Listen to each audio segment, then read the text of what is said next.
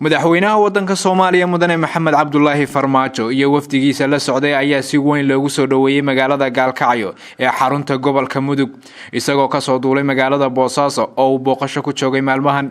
Madaxweyne Farmaajo ayaa waxa magaalada Gaalkacyo ku soo dhaweeyay madaxweynaha Puntland Cabdiweli Maxamed Cali Gaas iyo madaxweynaha Galmudug mudane Xaab oo ka qayb qaadanaya soo dhaweynta madaxweynaha Soomaaliya. Senator xildhibaano wasiiro siyaasiyiin iyo qaybaha bulshada ee magaalada Gaalkacyo iyo ciidamada ayaa si ballaaran u soo dhaweeyay madaxweyne Farmaajo iyo wafdigiisa iyadoo ilaa haatan ay socoto soo dhaweynta madaxweynaha wadanka Soomaaliya.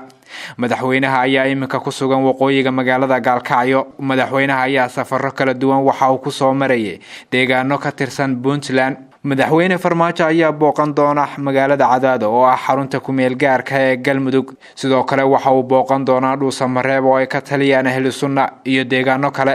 haddaba safarka madaxweynaha Soomaaliya mudane Maxamed Cabdullaahi Farmaajo uu ku joogo magaalada Gaalkacyo iyo waliba kulamada uu ku yeelan doono halkaasi waxaad kala socon doontaan wararkayaga dambe ee telefishinka Home Cable TV. Maxamed Cali Hayaan, Home Cable TV.